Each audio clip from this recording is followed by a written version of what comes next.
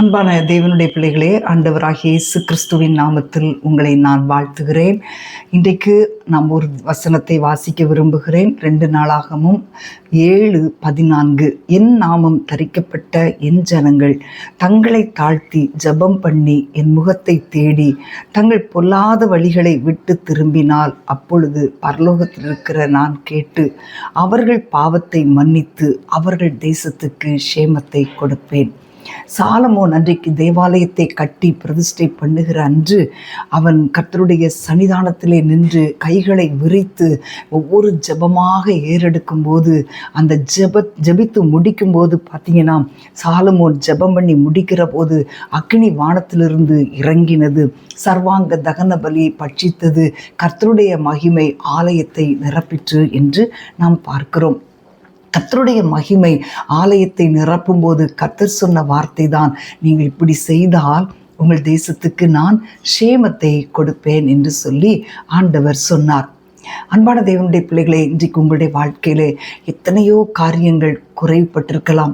எத்தனையோ காரியங்களை நினைத்து, எனக்கு என் குடும்பத்தில் இந்த செழிப்பு இல்லையே, என் குடும்பத்துக்கு இந்த நன்மை இல்லையே, நான் ஒன்றிலும் ஒரு நன்மையை பெற்றுக்கொள்ளாமல் இருக்கிறேனே, என்னுடைய பிள்ளைகளுடைய வாழ்க்கை இப்படி ஒரு சீர்கெட்ட நிலைமையில் இருக்கிறதே, என் பிள்ளைகள் இன்றும் தொழிலை குறைவுபட்டு ஆசீர்வாதத்தை பெற்றுக்கொள்ள முடியாமல் இருக்கிறாங்களே, என்னுடைய பிள்ளைகளுக்கு ஒரு நல்ல வேலை இல்லையே, என்னுடைய கணவர் இன்றைக்கு குடும்பத்தை கவனிக்காமல் குடிகாரராய் இருக்கிறாரே, இப்படி பலவிதமான குழப்பங்களோடு அன்பான தேவனுடைய பிள்ளைகளை நீங்கள் இன்றைக்கு கலங்கி கொண்டிருக்கலாம். இன்றைக்கு நீங்கள் ஆண்டவருடைய சமூகத்திலே வந்து ஆண்டவருடைய சமூகத்தை நோக்கி பார்த்து, நாமும் தரிக்கப்பட்ட ஜனங்கள் என்று ஆண்டவர் நம்மை பார்த்து சொல்லுகிறார். நாம் ஜெபம் பண்ணி அவருடைய முகத்தை தேடி அவரையே நோக்கி பார்த்து நம்முடைய பொல்லாத வழிகளை விட்டு திரும்பும்போது அவர் நமக்கு சேமத்தை கொடுப்பாராம். பொல்லாத வழிகளை விட்டு திரும்பினால்தான் கர்த்தர் நம்முடைய குடும்பங்களுக்கு ஒரு சேமத்தை கொடுப்பார்.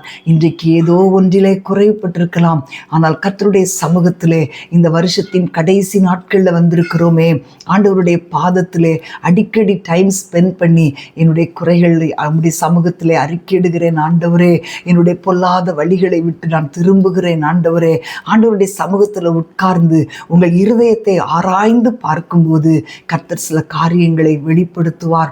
அவைகளை ஆண்டவருடைய சமூகத்தில் நீங்கள் அறிக்கையிட்டு ஜெபித்து பாருங்கள்.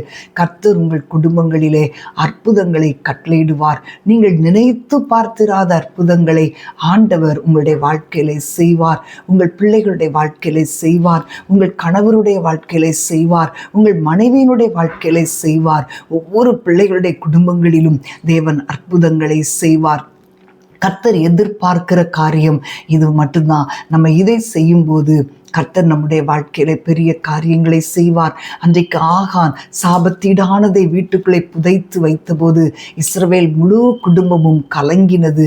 ஆனால் அந்த சாபத்தீடானதை அகற்றி அக்னியினால் சுட்டரித்து போட்டபோது அங்கு ஒரு ஜெயத்தை ஆண்டவர் கட்டளையிட்டார். இன்றைக்கு அன்பான தேவனுடைய பிள்ளைகளே, இன்றைக்கு ஒருவேளை சாபத்தோடு காணப்படுகிறேன், எனக்கு ஒரு ஆசீர்வாதம் இல்லை என்று நீங்கள் நினைத்தால் ஆண்டவருடைய சமூகத்திலே உட்கார்ந்து, ஆண்டவரே, என்னிடத்தில் என்ன குறை, என்னிடத்தில் என்ன சாபத்தீடான காரியங்கள் இருக்கிறது என்று சொல்லி அப்படியே நீங்கள் அறிக்கையிட கர்த்தர் உங்கள் வாழ்க்கையிலே சேமத்தை கொடுப்பார். கலங்க பண்ணின காரியங்களை கர்த்தர் மாற்றி ஆசீர்வாதமான காரியங்களை கொடுத்து உங்களை சந்தோஷப்படுத்துவார். நாம் ஜெபிப்போமா? அன்பின் ஆண்டவரே, ஸ்தோத்திரிக்கிறோம் அப்பா. தகப்பனே, இந்த அருமையான வேலைக்காக நன்றியோடு துதிக்கிறேன்.